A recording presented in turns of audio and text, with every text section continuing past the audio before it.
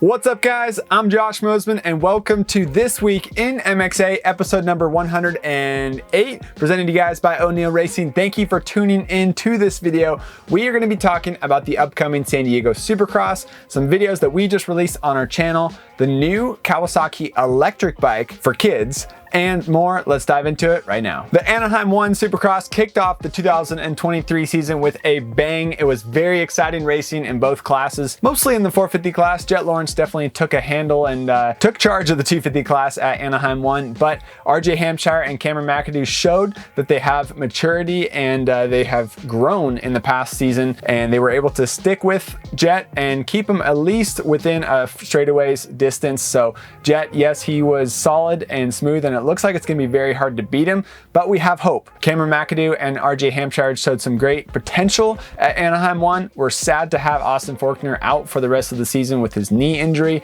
and that is definitely a heartbreaker to the series. Also, Pierce Brown, he got hurt in the heat race at Anaheim 1 and didn't actually make it to the main event. He was at the hospital, but all things checked out for the Troy Designs Gas rider, so we have big hopes that Pierce Brown can be up front and battling with Jett Lawrence and the rest of these guys in the 250 class as they head to San Diego this weekend. As we've already mentioned, Eli Tomac, man, that guy was on fire at Anaheim 1, and I'm excited to see what he can do at San Diego this weekend. So Oakland Supercross, it was set to be a huge mud race, but thankfully Feld Entertainment canceled it and rescheduled it now to be February 18th. So now the series will head to San Diego this weekend. It's technically supposed to be round 3. I think they're still going to call it round 3, at least on their website right now, but San Diego will be the second race of the season. Anaheim 2, that'll be a triple crown. The Supercross Futures will be racing there, and that will be round 3. Then the series will head east to Houston, Texas. Then it'll go all the way east to Tampa, Florida,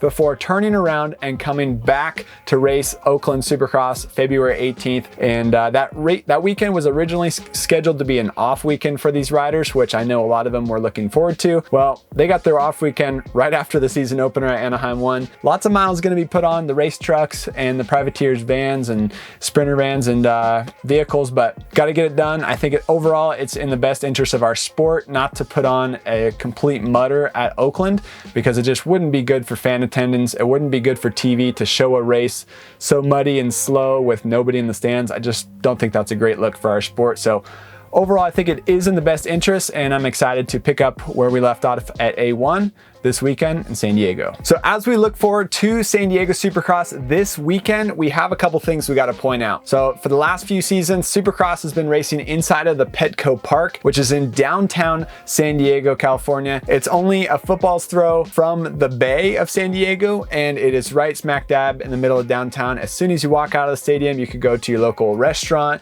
You got hotels with views of the track. So long story short, Petco Park is right in the middle of downtown, and I think that's a super cool thing for Supercross. It's fun to see motocross guys, see Eli Tomac, Ken Roczen, Cooper Webb lined up with the city backdrop in the photos that we take. I have nothing but good things to say about the Petco Park Stadium, but the toughest part about that track and about that venue for Supercross is the pits. The pits are not directly connected to the stadium, and it's not an easy walk to get to the pits.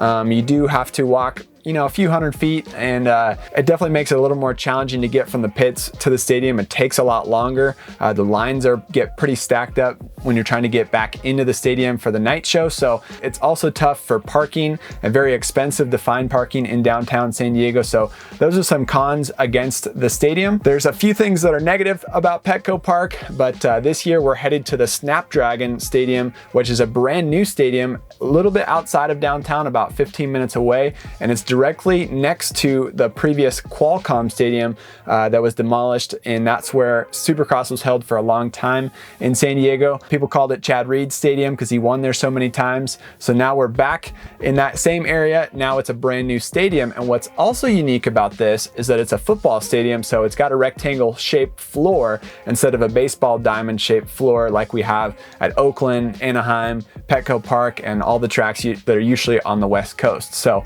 a few little little differences there. I've never been to SnapDragon Stadium, so don't know exactly what it's like, but I know the pits are going to be bigger. I know that it's going to be connected to the stadium like it used to be at Qualcomm. So pits, stadium right next to each other. That'll make logistics a little bit easier. Hopefully parking will be cheaper, hopefully, and hopefully it'll be easier to get in and out of there. Next up, I want to talk about the track layout for the San Diego Supercross. Now this looks pretty unique. We have one good section of whoops, which will be fun to watch. What I'm most interested about is a flat turn across the start area. So this is very unique for Supercross. Most of the time you have 180-degree bull turns or you have 90-degree turns. A lot of the times Supercross uses berms in each corner, so this will be unique. The riders will be doing a flat turn across the start in front of the starting grates, so we'll get some ruts and some grooves mixed into the start, but they won't get too deep because they'll have to groom it every time for the start of the next heat race and the next moto. So I'm really looking forward to seeing that.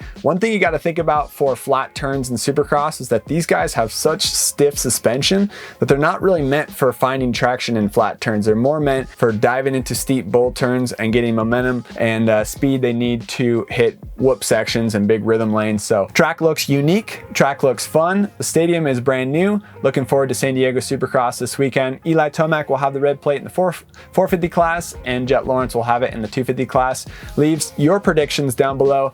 Do you think anybody can knock those two guys off the top step? Jett Lawrence was smooth, consistent, and was able to fairly easily win the 250 main event, at least from the outside looking in. 450 main event, Eli Tomac made it exciting, but let me know in the comments who you guys think can dethrone those guys, or if you think it'll be another Tomac and Lawrence show this weekend. Next up, I want to highlight the new video that we just released on our YouTube channel and website this week.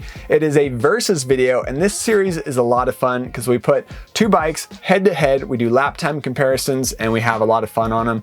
I got to test the 2023 RMZ Suzuki 250 against the 23 Yamaha YZ125 two-stroke. Two very popular bikes for two totally different reasons. They're both the most affordable in the 250 and 125 classes. They both finished last in each shootout, the 125 shootout and the 254 stroke shootout. They're still good motorcycles. So I'm interested to know what you guys think about this video and if you appreciated it. At the recording of this video, I did say that it's easy to find Suzuki RMZ 250s at a low price. Prices are definitely going up on those motorcycles since Ken Roczen has jumped onto Suzuki. So that has definitely added and increased Suzuki's value. Also, new and used motorcycles are at a pretty high demand lately since the COVID pandemic. But Suzuki's, it was about a year ago, our good friend and MXA test rider Brian Medeiros bought a brand new Suzuki RMZ 250 for $5,000. So I know they're still out there, but it's definitely a lot harder to find, especially with Ken Roczen riding on yellow now. But be sure to check out that video. Let us know in the comments what you guys think about it. Dennis Stapleton and I had a lot of fun riding those two bikes on an epic turn track here in Southern California. Check it out. See you there. Next up, we got some cool footage from the Kawasaki Elektrode intro where my boss, managing editor Daryl Eklund, he brought his son Kasseli Eklund to test out the new Kawasaki electric bike. It is an electric balance bike meant for kids getting into two wheels, introducing them to the sport of motocross. And personally, I think it's a great idea to get more young kids comfortable on two wheels early. And I think this bike is only good for our sport. However, the price tag, now that was where things got steep and deep. $1,000 is the retail price for the new Kawasaki Elektrode. But reading through the specs about this bike, it is definitely a robust electric balance bike and something that hopefully will last for a long, long time. Also, it is similarly priced to the Stasic electric balance bikes, which are very, very popular in our sport and in our world. Pretty interesting. Honda introduced their Honda Granger electric bike. KTM has their electric SXE5 motorcycles, and they have an electric balance bike that they collabed with Stasic. So I wish I had one of these when I was a kid. I think it's only going to be good for young kids developing skills on two wheels. So check out this footage we got, and also a fun interview with my favorite MXA test rider, Kasseli Eklund. Well, thanks Kawasaki to sugar up my kid. How'd you like the bike? Good. Yeah? How many laps did you do? Good bike. About 30 laps. I think you did about 100. Let's do 80. Okay, I think you did about 80. I did 80 laps and yeah. Are you going to be an MXA test rider like your dad? Yeah? Yeah. What was your favorite part of the track? Favorite part of the track was doing the jump on the big hill. Yeah? Yeah, I didn't know what to do, so I just did like 10. I fell like 4 times. You did fell a lot. Next up, I want to point you guys to the February issue of Motocross Action Magazine. We got some cool stuff in there, including a 350 shootout where we put the KTM, Husqvarna, and Gas Gas head to head. And that's actually different this year. If you guys don't know the details, Gas Gas is last year's KTM model, while Husky and KTM were updated for 2023. So pretty cool stuff. Be sure to check that out in the February issue of Motocross Action Magazine, along with a lot more technical details about bike tests, shootouts, articles, and more. Also on our YouTube channel and website is a raw video where I got to ride Zach Osborne's TC300 two-stroke from Husqvarna. A lot of factory parts on that thing. The full video is on our YouTube channel and website, but where we talk about the details about that bike and all the cool parts that they had on it. Now we just uploaded a raw video, so if you like watching two-stroke videos without me talking over the video, I don't blame you. Be sure to check out that raw video on our channel now. Thank you guys for tuning in to This Week in MXA, episode number 108. If you're going to San Diego Supercross, I'll see you there. If not, see you in the next one.